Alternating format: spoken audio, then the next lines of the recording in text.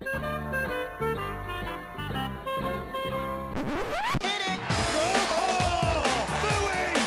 says, get that India. Big boy. Call an ambulance! Maybe call a police! Oh, what a shot! What a shot! Campbell Killer! Hello and welcome back to a preview edition of the Tip Sheet podcast. As always, I'm your host, John, also known as 4020. And joining me as we look to get back into the groove of I won't say normalcy at Parramatta, but at least game day approach Parramatta, is my good mate 60s. I know a lot's happened this week, mate, and we've been bombarded on all fronts by fans, giving us all sorts of opinions about, what's happened and how it's transpired. But we've got a weekend of football to go through right now as we take on the South Sydney Rabbitohs in all three grades, Flegg, Cup and NRL. So we'll talk about that, but firstly, as always, how are you and what's been happening? What's been happening? The poor battery on my phone has been getting a belting. It's as we were talking about before. I feel like, in some respects, I have to maybe start taking a bit of a back seat, John. It's been these sort of weeks will do it to you. It's moving on from a coach is always going to be a polarizing topic, and just the way it happened, I can understand why there's been a vocal outcry and why there's been people in support of it, why there's been people against it. It's always going to provoke colourful reaction. So if anyone was expecting otherwise, I think it was a bit naive. Yeah, well, obviously I've refrained from writing about things. One part of me just simply doesn't have the time. Yeah, no, I get that. With how things have been, and we're not going to talk about what's happened in this because we've had two podcasts now. Our instant reaction that you and I did with Clint straight after the news came out. You and Clint spoke about the coaching issues in the news podcast while I was at the junior representative presentation night. Mm-hmm.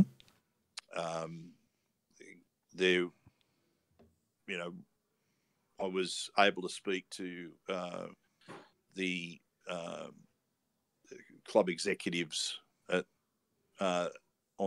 the presentation night, and I appreciated the having that opportunity. And but we'll move on because we have to get on with the business of we've got a football team out there that the rugby league world keeps on turning, doesn't it? It does, and they need our support. And we have to, I guess, hit normal programming.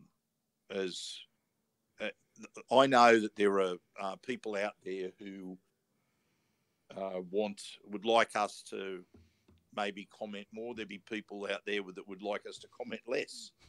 So that is very true on both fronts. And I think the biggest thing is what's done is done. And now we just, as a club, as a podcast, as fans, everyone needs to now be moving forwards and, just following the endeavour to find a new coach. Because otherwise you just get bogged down in the past. So, on that note, we will keep on keeping on, and that always begins with a shout out to the sponsors of the show, big fella. And of course, that is Star Partners Real Estate at Auburn, Narellan, and Parramatta. Greg and the crew there, fantastic partners for TCT, so much appreciated that they keep us on the air every week. And before we get into the free previews, just a little bit of our housekeeping in the NRL and Parramatta. I know that we do have a news podcast for this, but the timing can be awkward as we often want to tell you guys that we sort of record and then suddenly there'll be a big news story that we probably would have wanted to have talked about. And in this case, today, Parramatta Eels confirmed that they have a new major sponsor after AWAND didn't step away from sponsorship but took on a smaller tier of sponsorship as confirmed earlier this year. There was an opening in the principal partner slot, and the Eels have gone with a familiar presence there on the chest plate with James Hardy coming back on board. Of course, James Hardy is iconic for its association with the success in the 80s as the principal sponsor back in all those classic kits that we saw in from 81 to 86. And Eels haven't specified how long the sponsorship runs for, I believe, but they have built it as a multi-year agreement. So it's at least 2. That would be a multiple set of years. But so it's 2 or in excess of 2 years between Hardy and the Eels there. They're going to be supporting NRL, NRLW, and Elite Pathways as well as community initiatives. This is good news, 60s. I know that there's going to be people that will look at it as why can't you guys separate yourselves from the 80s and move forwards, blah, blah, blah. But whenever you land a big, principal partner, you can't complain too much. No, and it's probably good news. Well, it is good news in this week. As you know, I had a bit of mail about this some time ago, and my first thought was this is going to go down well with Eels supporters, and I'm sure that is going to be the overwhelming response from Parramatta Eels fans. The one thing, no, it's not the one thing. That's the wrong thing to say. What has consistently happened in the Eels commercial department is Andrew McHale and his staff just kick goal after goal in terms of corporate partnerships. And this, again, is another one. So our congratulations to him and the club for getting this done, because in a couple of years where things have not been ideal in terms of football results, we pretty much have, it seems there is constantly news about partnerships, businesses, corporations getting on board. And with the new Centre of Excellence absolutely motoring along up at Kellyville, I'm sure there will be more organisations, more corporations that will be very happy to get become associated with the Parramatta Eels. So we'll start with our congratulations there. But there is also some football news regarding a player that had a history with the Parramatta Eels, mate. Yeah, it came. I mean, obviously this was one of those well-kept secrets in the media. But in terms of the public profile, it sort of emerged rapidly last night and then was concluded very quickly this morning that the West Tigers have told Isaiah Papali'i that he was free to seek employment elsewhere. Of course, Ice, formerly a Parramatta Eel who flourished magnificently under BA, left the club after, again, like there was I suppose, store negotiations or whatever, but tried the backflip, couldn't, end up going to West Tigers where he regressed a bit and never achieved the heights that he did at Parramatta. So he was on the market for all of under 12 hours in terms of the public profile. Again, don't know how long other clubs have been speaking to him. But as of this morning, he is now a Penrith Panther moving into season 2025 and beyond. So massive pickup for them. Obviously, they missed out on David Fafita as did the Sydney Roosters, somewhat comically. So they now bolster their back row stocks significantly. And, Ice was awesome at Parramatta. It's hard to imagine him not being awesome at Penrith given the standards that they have and who he's going to be playing with. And now suddenly their back row goes Papali'i, Yo, and Martin? Yeah, Martin, who, is an absolute nutcase in the best kind of way in terms of rugby league. So they've got a very fearsome back row right there. Yeah, and I guess it continues on with there's a lot that's said about Penrith's pathways, and they've done that well. But their recruitment is also that's really good. Been a big part of it is that they've been primarily a development club, but you cannot just be a recruitment club or a development club in the modern NRL. You need to be if you're a development club, you augment with smart recruitment, like going out and getting a Viliami Kikau from the Cowboys, going way back then to like 2015, getting an Api Coruscant from Manly, getting Isaiah Papali'i from the West Tigers. Like, that is just smart football. Kurt Capewell. Like, they weren't all, some of them were, well-profiled NRL players. Some of them were fringe or not quite established NRL players. But they've done a great job augmenting their development primary focus with smart recruitment. So Penrith just going to keep on keeping on, mate. They're just going to keep being a top-tier premiership threat. Yeah, absolutely. And I guess that's what makes them successful, is the way that they're able to get so many things right. So, all you can do is to congratulate them.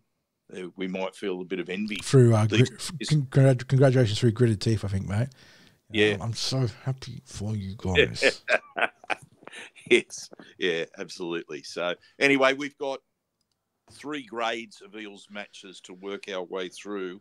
So let's kick it off, mate, with the Jersey Flegg and coming into this off that global bye. Yeah, busy Saturday for the Parramatta Eels. 3 games out there on the first day of the weekend.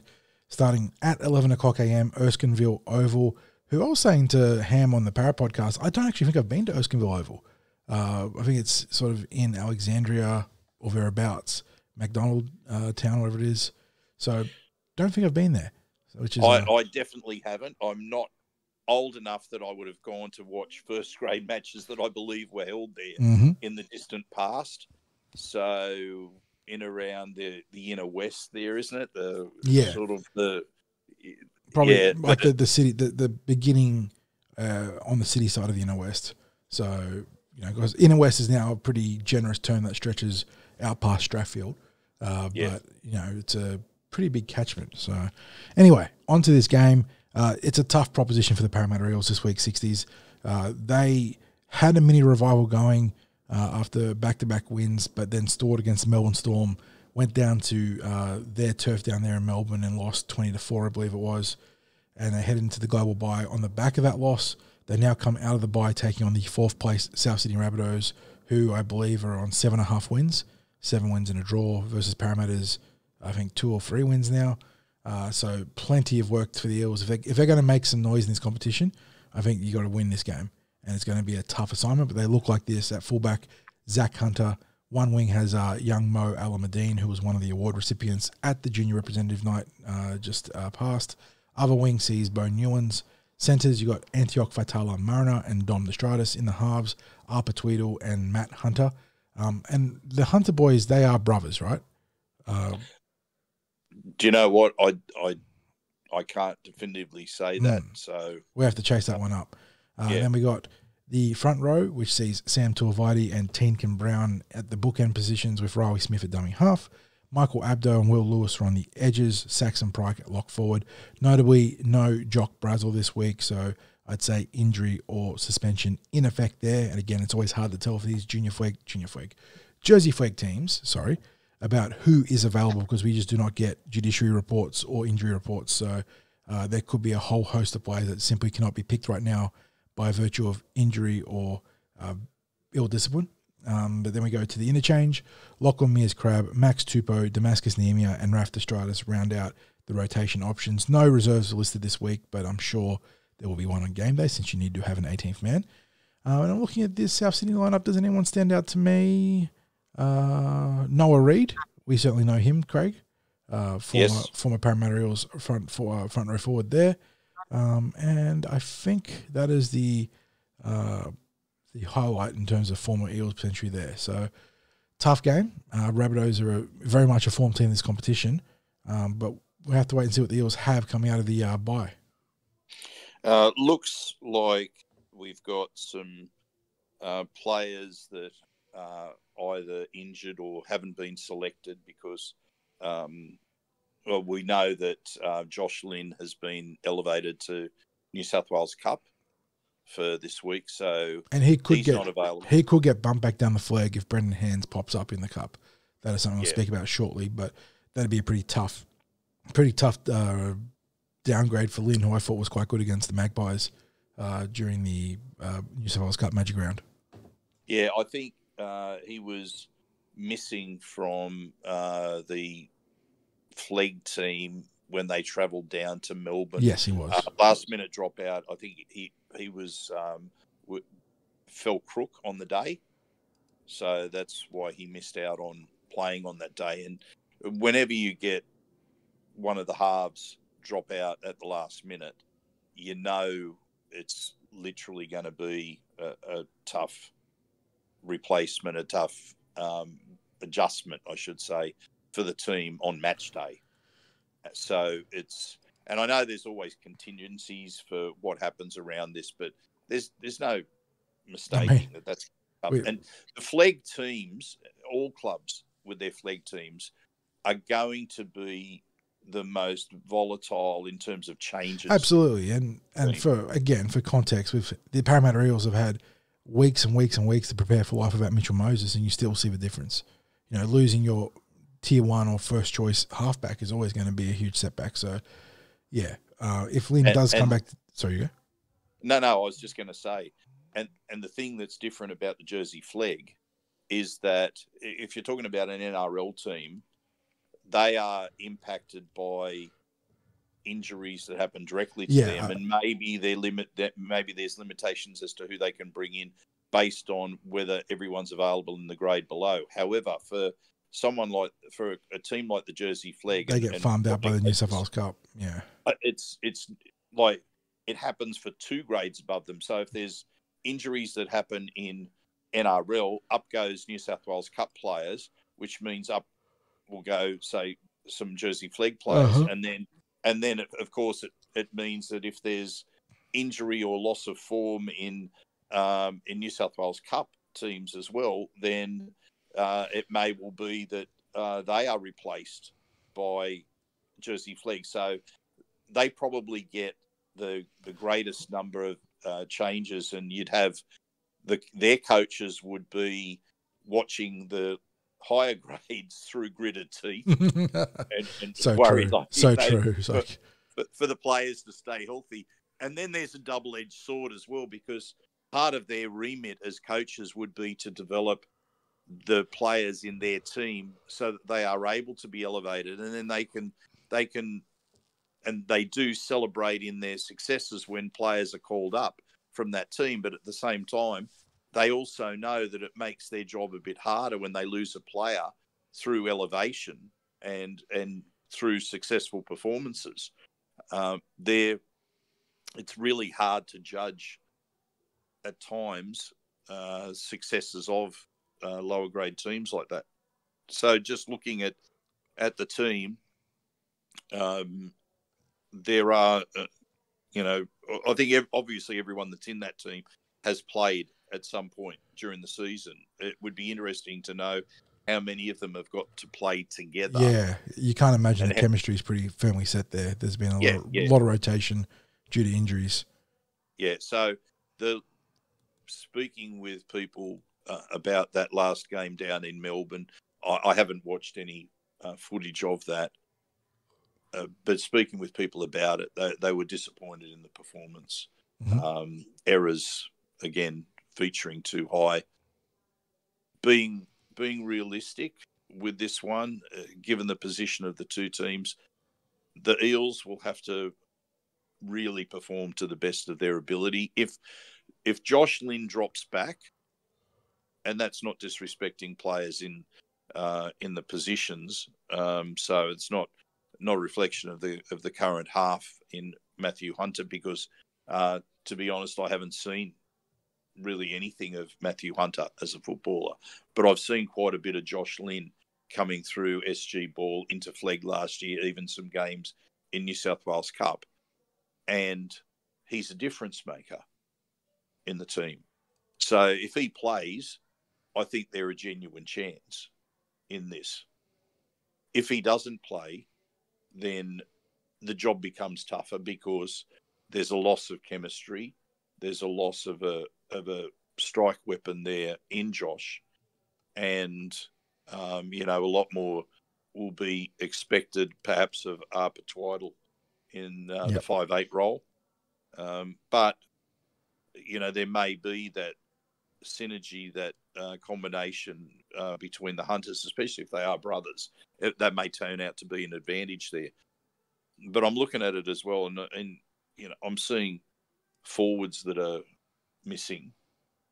that could be there, and we'll talk about New South Wales Cup in a minute. Yes. I have to be realistic. I'm not going to talk about any points score or anything like that because I don't think I could accurately say it. No, we just hadn't gotten beat on the Flegg this year just because of conflict scheduling. Look, I've seen some games live, but I've had to rely on looking at footage of it and trying to talk to people about how they've been performing to get a form line. I don't like just to go off the results because results don't always tell the full story of performance, and that's not telling anything new.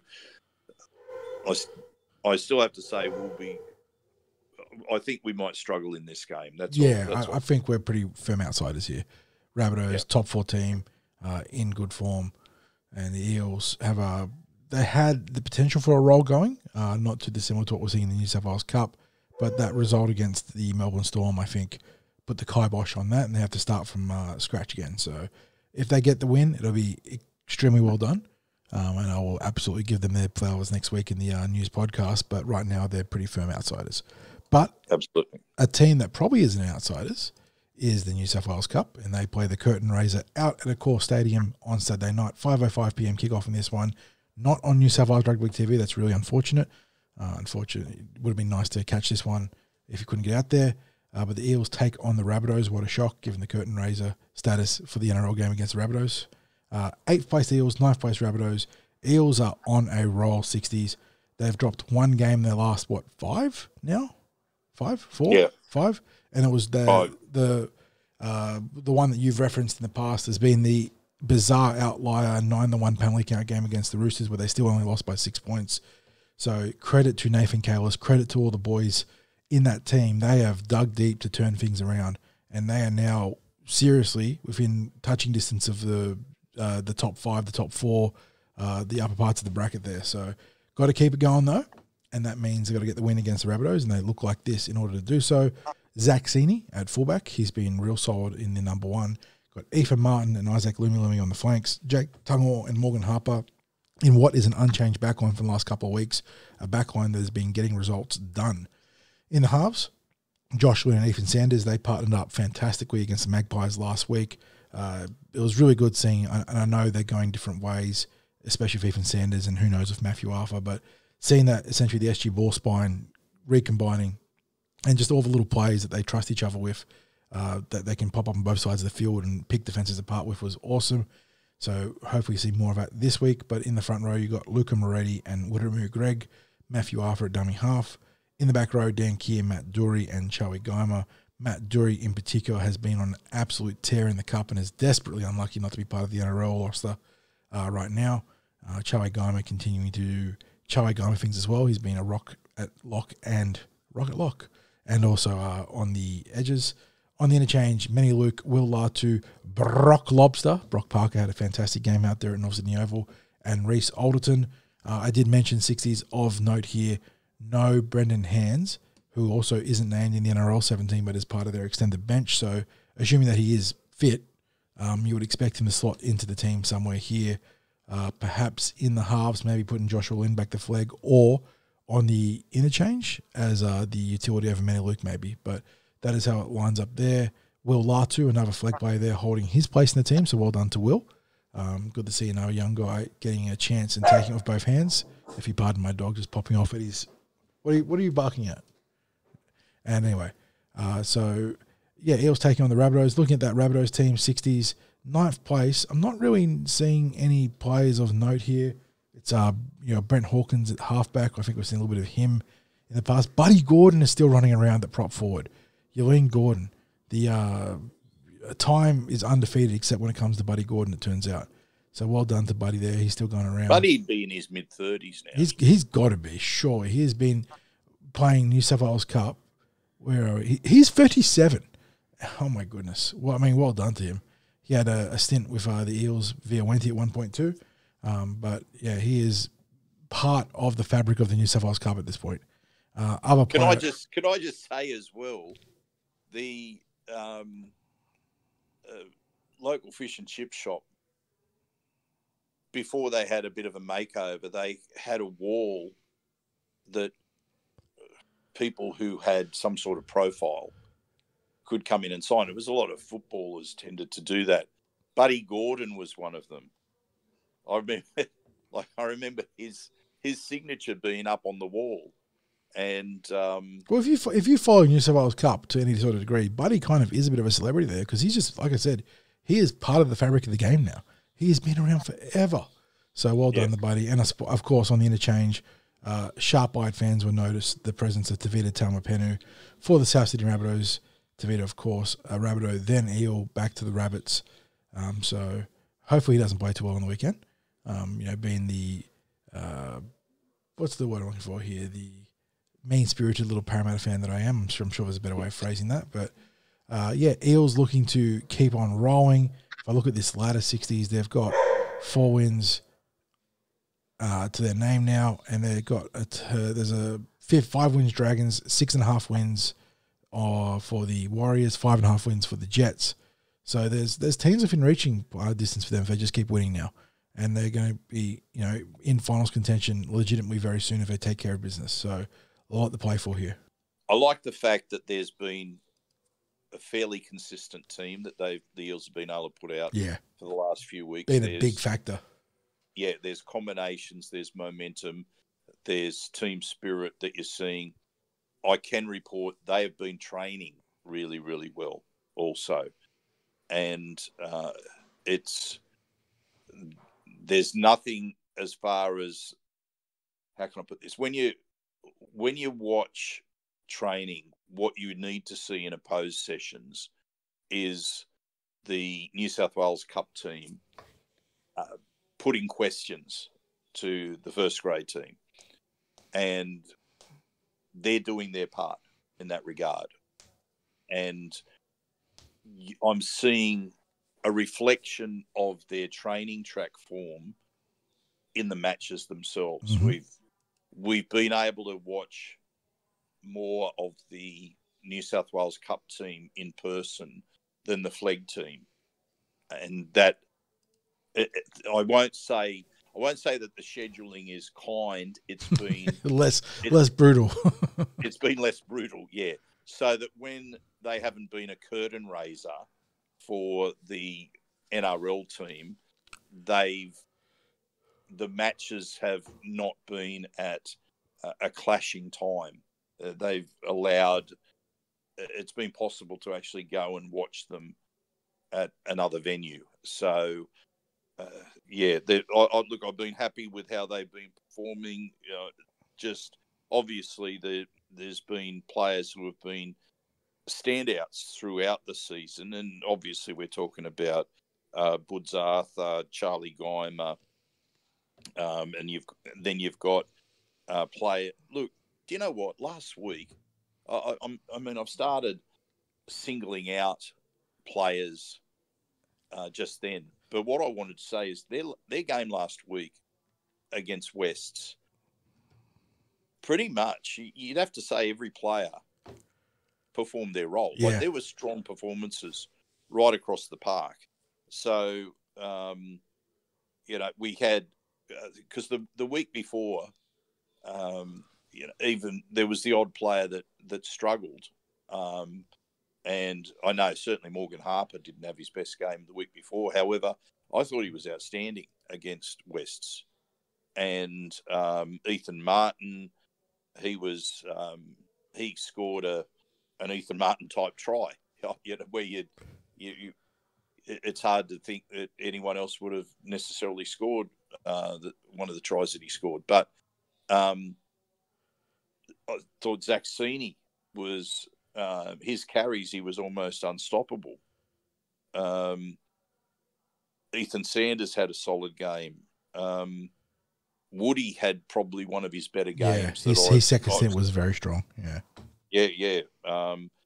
Dan Keir was captain, and it probably is captain again this week. Presumably, not too many the changes. team's about the same, yeah.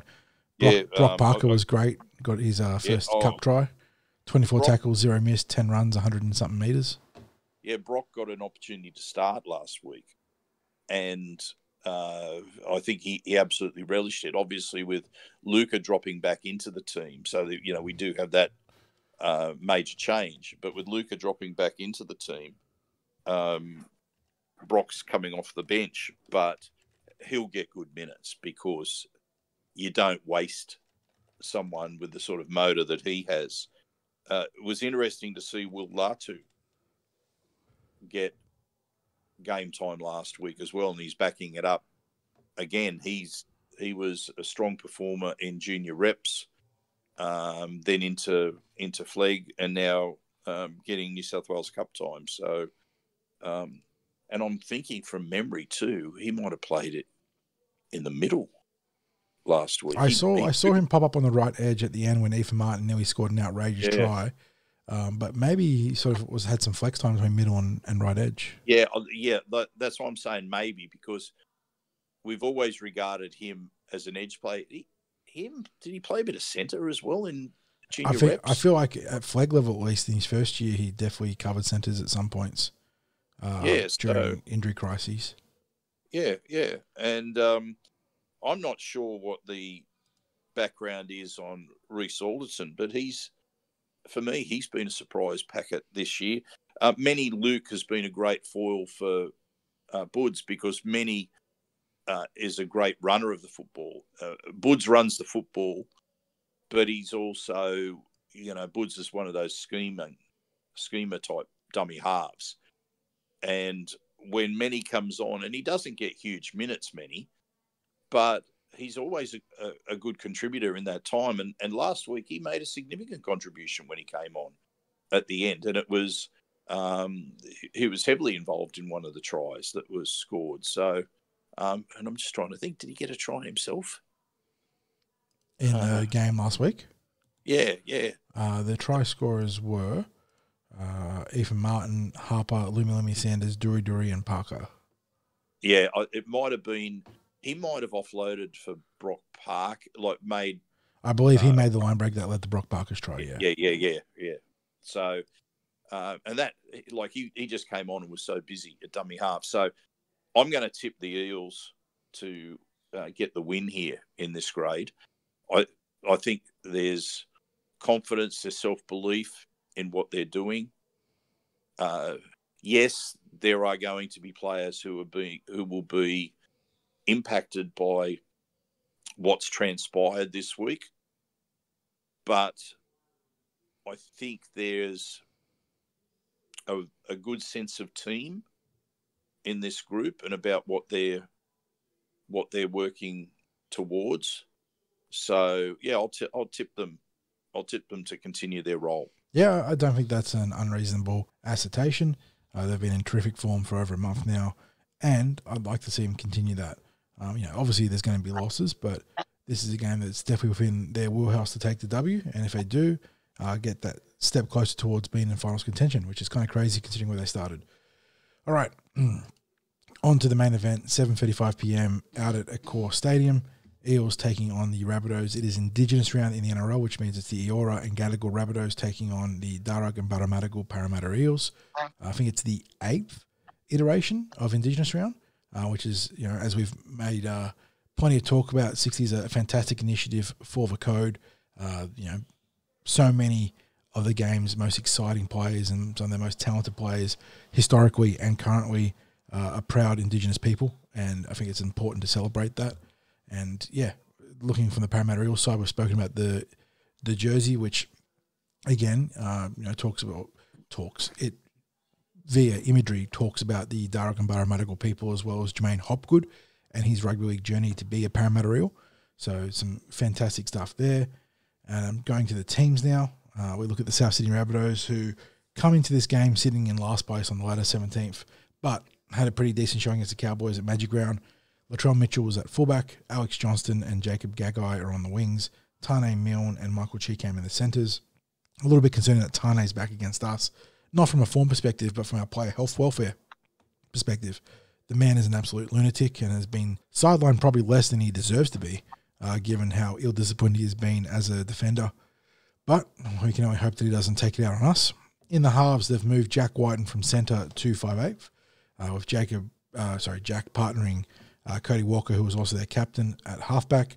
Front row sees young forward Davey Moali partnering Sean Kepi. Damien Cook is a dummy half. Jacob Host, Jai Arrow, and Keon Kalamatangi round out their back row. Kalamatangi, is this his first week at lock forward with Cam Murray being out for a while? I'm not sure. But on the interchange, you got Peter Mamazoulis, Tawas Duncan, Saliva Havili, and Thomas Burgess. Extended roster, Dion Tuapa, Isaac Tuitupo Thompson, Matthew French, Adam Christensen, and Bowie Bentley Hape? I'm sorry, Bowie, if I got that wrong. Match officials, Chris Butler, he's got the main whistle. We've got only one touch judge listed in Ziggy, with Wyatt Raymond in the box. Eels look like this 60s. In fact, I could almost run you back last week's team list and you wouldn't bat an eye, because it is last week's team list. Blaze Talangi at fullback, Mike Acevo, Bowie Simonson on the wings, Penasini and Russell in the centres, Dejan and Dylan in the halves. Deal with the C next to his name. It looks by himself this week. He might actually be the captain, just outright. Reagan Campbell-Gillard and Junior Barlow in the front row. Joey Lussick at dummy half. Lane, Madison, and Hopgood round out the back row. Of course, the most interesting part of that being that Ryan Madison is available after being ill last week, so that's probably the big quote-unquote change. It was still what was listed on Team was Tuesday last week, though. Interchange sees Bryce Cartwright, Makatoa, Ofengahi, and Tuolangi in rotation. Extended roster, Hans, Harper, Sanders, Gregg, and Moretti. So, where do you want to start? Because South Sydney, not travelling well. Parramatta, equally so, not travelling well. But you're only as good as your last game, is the famous adage. And of these two teams, Eels got absolutely pantsed in the second half by the Melbourne Storm, while the Rabbitohs pushed the North Queensland Cowboys to the death, save for an individual effort from Tommy Dearden. Yeah, we've got the only change is really that Ryan Madison is named to play. Yeah, and he was actually named on Team List Tuesday last week. Yeah, that's right. So it's the same name team. It's just that Luca Moretti ended up taking his place with Ryan not being correct. Well. So, yes, but let's address South Sydney first. Sitting bottom of the table, probably a roster that shouldn't be sitting at the bottom of the table, and showed some flashes of better football last week, made a contest of their game, albeit they still lost, but it was reasonably competitive. There are superstars in their team. There are also players who are maybe not as much of a threat. So I think there's opportunities there. I think their bench is, look, it's not badly structured, but I'd like to think that there was more strike from the Eels bench on a name basis. I'd like to think that the Eels on a name basis is naming a stronger pack than what the Souths are naming. Souths have got some injuries in that regard. But as you mentioned, performance-wise, Souths in recent weeks, even though they're not travelling brilliantly, they might have the edge on Parramatta with that. And then we can't ignore what's transpired for Parramatta this week. And I mean, we're really talking about the context of this game and the subtext of the lead up to this game before we even start to talk about how it might play out. You can't think that the Eels are going to be in an ideal headspace because oftentimes you see a bit of a bounce back. I mean, it's not a truism that a team will bounce back after a coach is sacked, but you sometimes do see the bounce back and it tends to be in scenarios where maybe the coach has actually become on the nose with the players, and you hear the rumblings of discontent, and then there's a bit of a turnaround. It's not necessarily long lasting because invariably there are issues that are deeper than the coach being a problem. But if the coach is a problem with the players, you're going to get a few weeks of bounce back, maybe. It is also one of the most overused tropes in sports about the fear the team that sacked their coach sort of bounce back, because if you actually look at historical data, I believe that teams that have sacked their coach tend to just lose more often than they win the week after. Yeah, that's why I was saying it's not necessarily true, but you can sometimes see a bounce back sometimes, and it is invariably short lived. The difference with those situations where a coach might be on the nose with players is that BA wasn't on the nose with his players. Mm.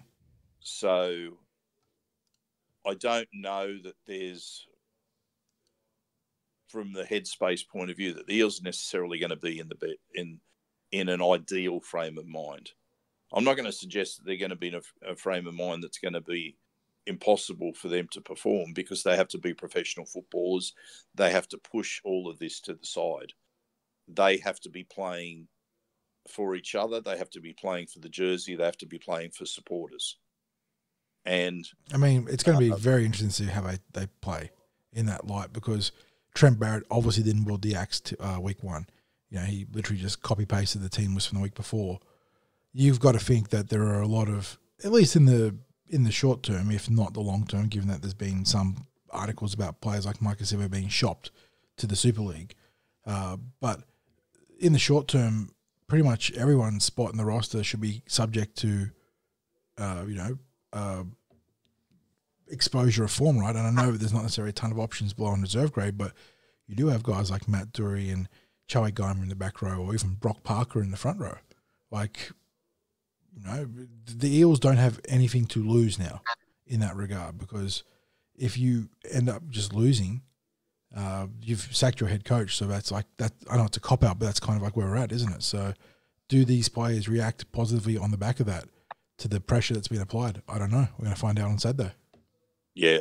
One of the things that is, I think, something that can't be ignored is that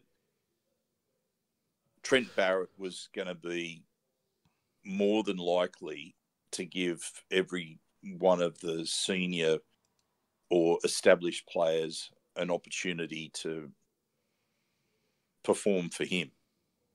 And it's not saying they weren't going to perform for BA, but look, I'm pretty sure there was going to be team changes this week after last week. But as soon as there was the parting of the ways with Brad, as I said, it wouldn't have mattered. It wouldn't have mattered who took over as head coach. I think there was always going to be the case that it was going to be the established players that got another chance. Okay, do it for, let's see how you perform another week. I think if they perform poorly this week, then I think they've been given enough chances. Yeah. That's even the wrong way of saying it. They've probably been given more than enough Yeah, chances. or some people have for sure, yeah. Yeah, some, yeah. And it's, you're looking for ways that this is going to change. Supporters, you can't expect that there is going to be a difference to the way that the team is going to play in 1 week, like in terms of different shapes and patterns and things like that, because what's happening is you've got the coaching staff the same coaching staff continuing to prepare the team. The missing coach of Brad Arthur, you can't expect that they're going to come in and with one full training session, that's it. Let's put this in perspective. It's a shortish turnaround. They get one training session and a captain's run. that one training session, they are not going to say, hey, we're not going to do this anymore. We're not going to do that anymore. We're going to do this. We're going to do that. If you're looking for any change, that's going to be a long-term thing. You can't do it in one training session. That's just a reality.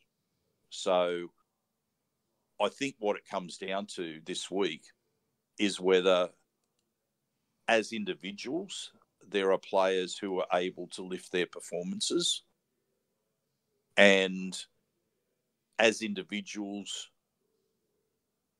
we win more moments in a game, because make no mistake, we've lost moments through individuals in recent weeks, and it then becomes that collective loss of moments. And like to give a very precise example, the game against Manly was there to be won. The Eels had edged to 2 points behind. Manly's, you could see their body language was starting to drop a bit. The Eels were picking up. And then we had the incident with Micah. And conversely, you then saw the reaction of the rest of the team. Like, you visibly saw, and this is probably an issue with resilience, you could visibly see the shoulders drop. And I guess to an extent, why wouldn't it? Because all the momentum had gone out in that moment, and the player was sent to the sin bin. Everyone knew their backs were up against the wall there. And then when you see other moments in games where, say, effort-on-effort plays aren't happening, and it might be something like a player's not quite in position for a tackle, or a player, if the team was flying high and confident and what have you, you might get a player that makes a big dive for an ankle tap as a player's about to cut through in the middle of the ruck, or they make an effort to do stringer tackles. And we haven't seen too much of that in recent weeks. And, you know, I'm looking, the only way this is going to turn around in this week is if individuals find something else in them to get back to some of their best play. And I'll be making my prediction based on whether I think that can happen or not, because I don't think we're going to see too much difference in the way of their attacking shapes. We're not going to see too much difference in the overall way that we play all of our systems, that sort of thing. So, yeah, individuals, mate, individuals. So, look, there's a lot of people out there. Let me just say this. There's a lot of people out there who are throwing heat at Trent Barrett right now. They sort of thrown heat at him as an assistant coach. And if the team don't perform this week, they'll be throwing heat at him again. It's, again, I'm going to say it's the wrong target. And people, hopefully people can see that this is us trying to be balanced here in this, because our support of the club is not anchored to a particular coach. And we've had the highest regard for Brad Arthur as a coach. I'm not going to throw any heat at Trent Barrett as a coach, because how can you get change immediately? If we win, it'll equally be, I can't throw the praise at Trent either. Like, it's, to me, if the players lift and the players perform better, then it's what needed to happen. I can't expect a miracle out of a coach this week. And therefore I wouldn't throw any heat about a loss. I wouldn't throw a whole lot of praise about a win. This is just the realities. One training session. Yeah. So anyway, we should probably move on with what we think's going to happen with the players. Look, to me, John, the Eels should have the edge in the forwards. We should be competitive in the backs. By virtue of South Sydney having an absolute crisis of players available in the back line. And you know what? We've said that about our forward pack for weeks now. So we should have the edge, but we just don't. Yeah. So I don't know. Yeah, Like, it becomes, we have spoken a lot of should have. Yeah. That's been, Shoulda, coulda, been woulda. a problem. Yeah, absolutely. And we have to be blunt about that. I mean, like, well, it's literally just gotten the coach sacked. So I think that, or you know, we're playing lay down misère here, and maybe we haven't got the winning hands to do it. But you know, cards are on the table. If the head coach can be sacked, then everyone is, you know, now they're vulnerable in terms of what they're doing on the field, not the field. So yeah, time for players to put up or shut up. And I don't say that with like malice. That's the thing, is that it's just like that is the nature of the beast now, is that the head coach is gone, and there's already talk about clearing, you know, the house of certain players. So people need to start performing for their own sake, like let alone anything else. Yeah. So, well, how do you see this going, mate? Well, after saying all that, I'm tipping South Sydney to win here. I think they've got the better recent form. They've got enough of a chip in their shoulder from what happened last year in the Indigenous Round versus the Parramatta Eels. They've already gone through their turmoil of having their coach sacked and sort of stabilising from there. Even with their issues on their roster, I think Souths probably will be favourites in this game.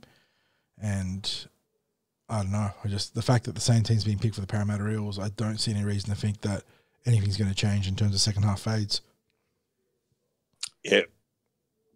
I had a bit of a chat this morning with our Twitter guy, Mitch Clark, and I was bouncing a few thoughts about the game with him, and he said something which resonated with my heart, because we've talked a lot recently about tipping with the heart and the head.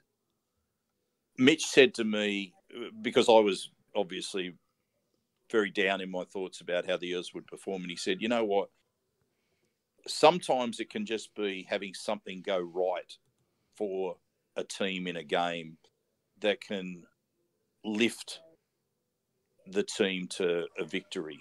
Oh, no doubt. No doubt at all.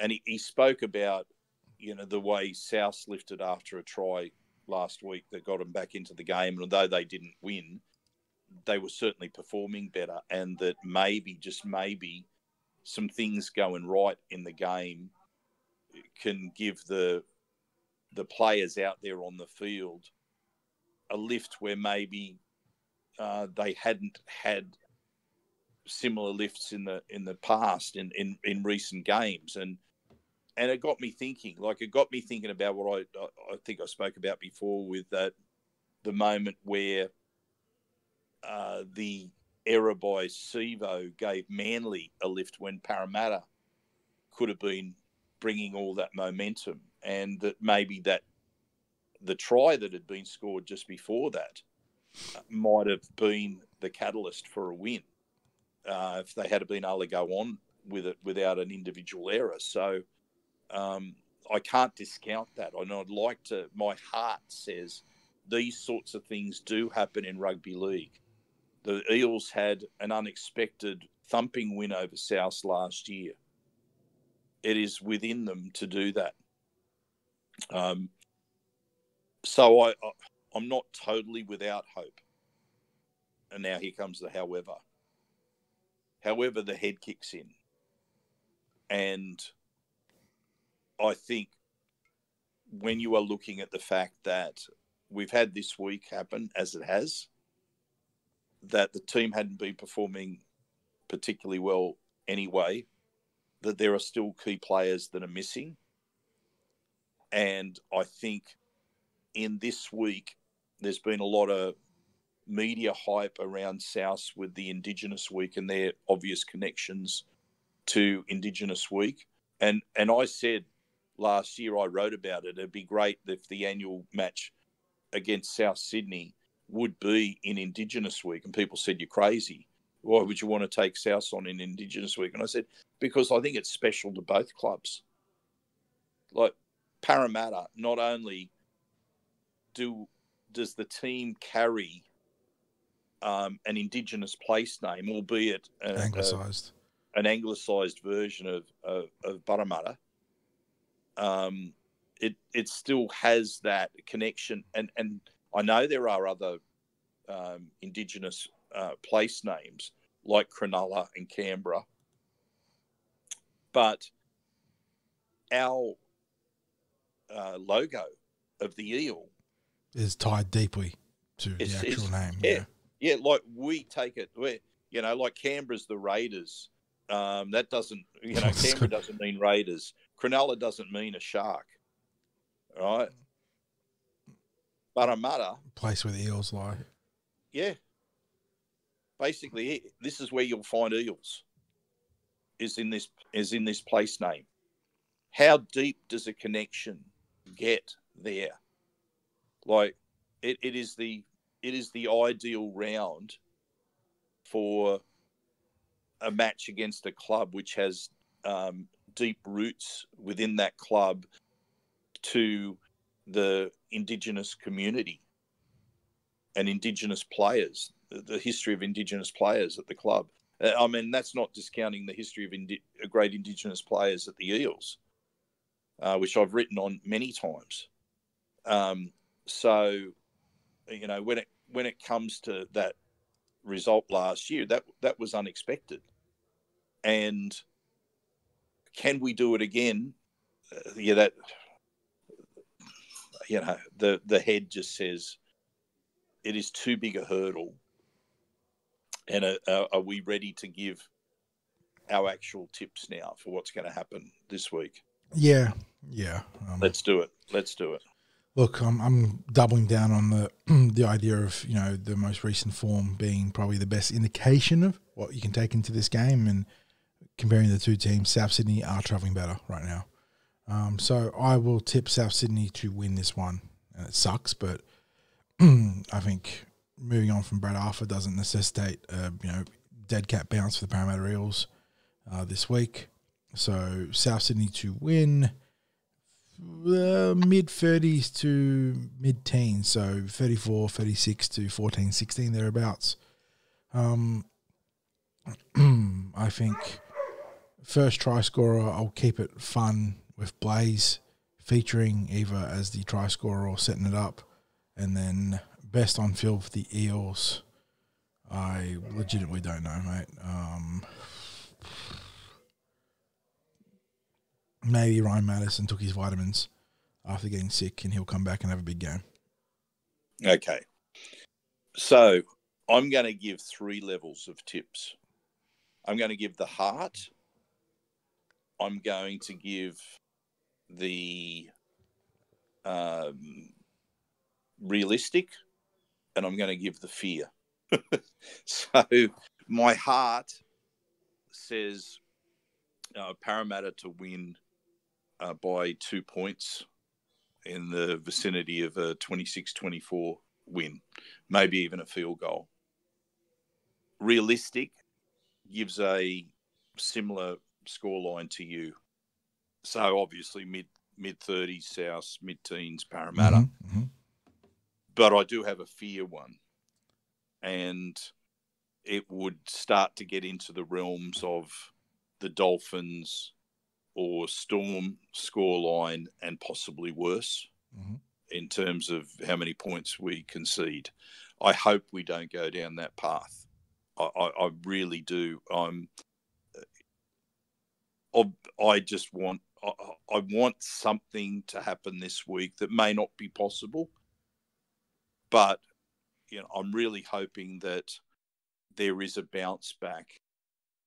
But it's just going to be so tough to achieve, John. In terms of best on field, I obviously I have to go with a hope for, but let's maybe try and use some logic. A consistent performer this year who the Indigenous round means something to, Jermaine Hopgood. Yeah, good shout out. Yeah. And I don't think he needs to have a round that means something. I'm not suggesting it from that point of view, because I just said he's been one of our most consistent performers. There may not be the strike coming from him as there was last year, because I think he's had to become more of a workhorse out there. But I think, we might see something special from him this weekend. And I'll double up and go for him as first try scorer. And I do like that you singled out Jermaine, not because it is Indigenous round, but also he's got more than perhaps any other Eel to play for this week, because if the media reports are to be believed, he is in the box seat to secure a State of Origin berth for Queensland.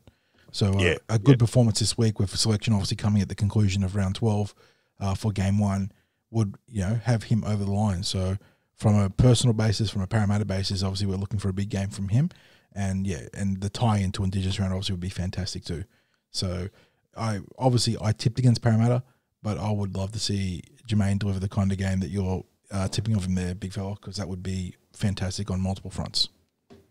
Well, mate, I'm curious, how are we going on recording time? Because there's a difference between the recording time and the chronological time. So just ticked over the hour here, which is a par course for a solid preview.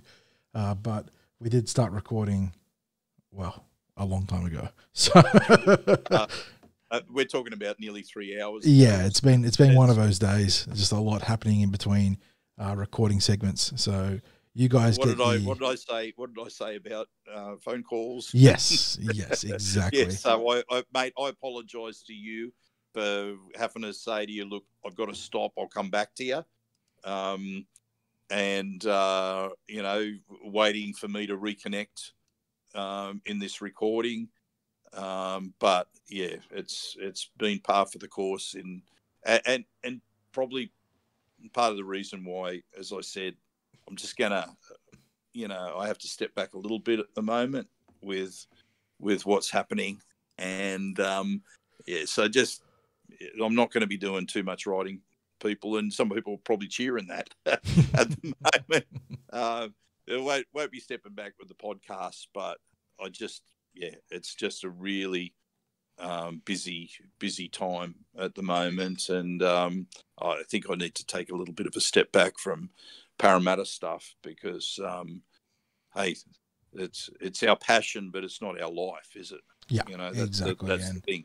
So we can't afford for that to cross over, either of us, any of us, So huge thanks still to our sponsors who, we say this every week, but it's just so true. Greg and the team at Star Partners Real Estate, Auburn, Narellan and Parramatta, just brilliant. Couldn't do what we do without them. And as I always say, go you mighty Eels.